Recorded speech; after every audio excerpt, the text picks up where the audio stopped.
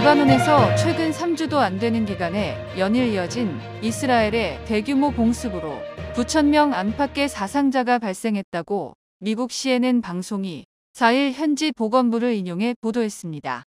이 중 사망자는 어린이 127명을 포함해 1,400명을 넘고 부상자는 7,500명에 육박했습니다. 지난달 23일 하루에만 어린이 50명과 여성 94명을 비롯해 최소 558명이 숨진 것으로 집계됐습니다.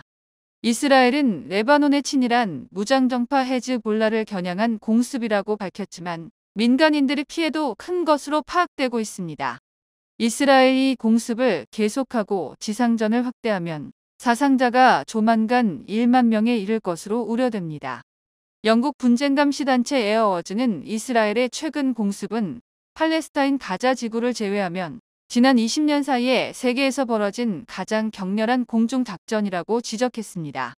이스라엘군은 지난달 24일과 25일에만 탄약 2,000발을 동원해 3,000회의 공습을 했다고 밝혔습니다. 이는 미국이 2001년부터 20년간 벌인 아프가니스탄 전쟁 때 감행한 공습 규모와 비교하면 전례 없이 큰 규모로 평가됐습니다.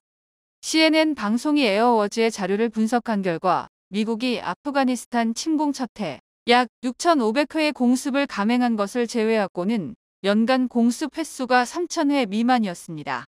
에밀리 트립 에어워즈 이사는 이스라엘의 레바논 공습 규모에 정상이 아니다라며 극히 이례적이라고 지적했습니다. 이스라엘은 공격 대상 건물에 있는 주민들에게 대피를 촉구하는 전화를 하고 문자 메시지를 보내는 등 민간인 피해를 줄이기 위한 조치를 하고 있다고 밝혔습니다. 그러나 엠네스티 등 국제인권단체들은 이런 경고가 국제인도주의법에 따라 민간인 피해를 레바논에서 최근 3주도 안 되는 기간에 연일 이어진 이스라엘의 대규모 공습으로 9,000명 안팎의 사상자가 발생했다고 미국 CNN 방송이 4일 현지 보건부를 인용해 보도했습니다. 이 중 사망자는 어린이 127명을 포함해 1,400명을 넘고 부상자는 7,500명에 육박했습니다. 지난달 23일 하루에만 어린이 50명과 여성 94명을 비롯해 최소 558명이 숨진 것으로 집계됐습니다. 이스라엘은 레바논의 친일한 무장정파 헤즈볼라를 겨냥한 공습이라고 밝혔지만 민간인들의 피해도 큰 것으로 파악되고 있습니다. 이스라엘이 공습을 계속하고 지상전을 확대하면 사상자가 조만간 1만 명에 이를 것으로 우려됩니다. 영국 분쟁감시단체 에어워즈는 이스라엘의 최근 공습은 팔레스타인 가자 지구를 제외하면 지난 20년 사이에 세계에서 벌어진 가장 격렬한 공중작전이라고 지적했습니다. 이스라엘군은 지난달 24일과 25일에만 탄약 2,000발을 동원해 3,000회의 공습을 했다고 밝혔습니다. 이는 미국이 2001년부터 20년간 벌인 아프가니스탄 전쟁 때 감행한 공습 규모와 비교하면 전례 없이 큰 규모로 평가됐습니다. CNN 방송이 에어워즈의 자료를 분석한 결과 미국이 아프가니스탄 침공 첫해 약 6,500회의 공습을 감행한 것을 제외하고는 연간 공습 횟수가 3,000회 미만이었습니다. 에밀리 트립 에어워즈 이사는 이스라엘의 레바논 공습 규모에 정상이 아니다라며 극히 이례적이라고 지적했습니다. 이스라엘은 공격 대상 건물에 있는 주민들에게 대피를 촉구하는 전화를 하고 문자 메시지를 보내는 등 민간인 피해를 줄이기 위한 조치를 하고 있다고 밝혔습니다. 그러나 엠네스티 등 국제인권단체들은 이런 경고가 국제인도주의법에 따라 민간인 피해를 억제해야 할 책임을 이스라엘에 면제해주는 것은 아니라고 지적합니다. CNN 방송은 레바논 베이루트에 있는 자사 취재팀이 많은 이스라엘의 공격이 사전 경고 없이 이뤄진 것으로 파악했다고 전했습니다. 또 이스라엘이 대부분 사람이 자는 한밤중에 대피 명령을 내렸다고 덧붙였습니다.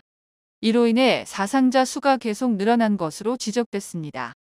레바논 보건부는 전체 인구의 5분의 1인 100만 명 이상이 피란을 떠난 것으로 추정했다.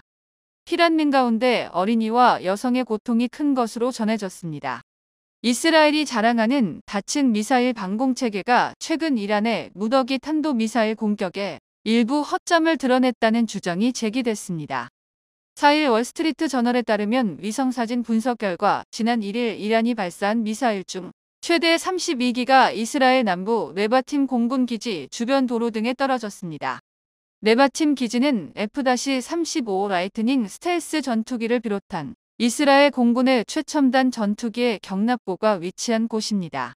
앞서 CNN은 이란이 발사한 미사일 중 2기가 경납고를 12m 차로 빗나갔다고 보도했습니다. 다만 명중하지 않았더라도 이란의 미사일이 목표에 이처럼 가깝게 접근한 것 자체가 문제라는 것이 전문가들의 지적입니다.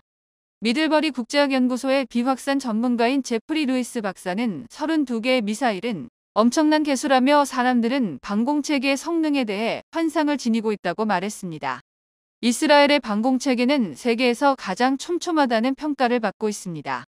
최상층 방어체계이자 이스라엘판 사드로 불리는 에로 5-3과 함께 2017년 실전 배치된 다비즈 슬링이 중거리 미사일 요격을 담당합니다.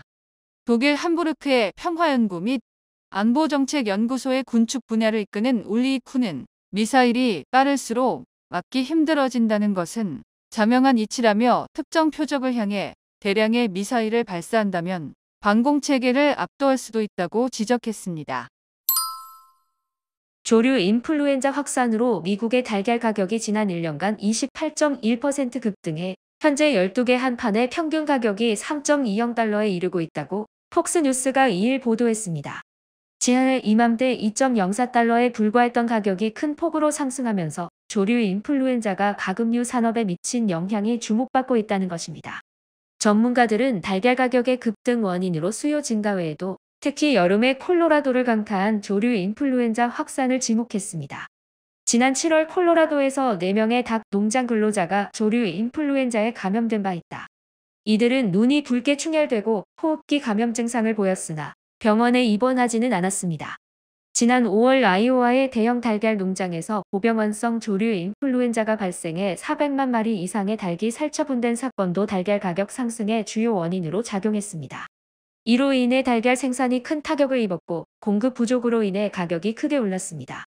조류 인플루엔자 바이러스는 2020년 이후에 고양이, 스컹크, 곰, 바다표범 등 다양한 포유류에 퍼지기 시작했으며 올해 초에는 미국 목장의 가축에서도 발견됐다.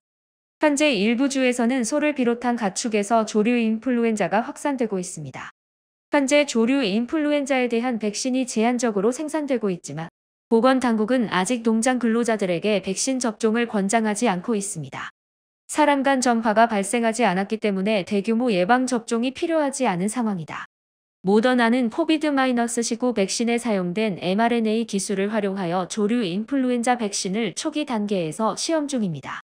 보건당국은 조류 인플루엔자가 사람들 사이에서 광범위하게 퍼지거나 심각한 질병을 일으킬 경우를 대비해 백신과 다른 대비책을 준비 중입니다. 계절성 독감 백신은 조류 인플루엔자를 예방하지는 않지만 동시 감염을 줄이는 데 도움을 줄 수 있습니다.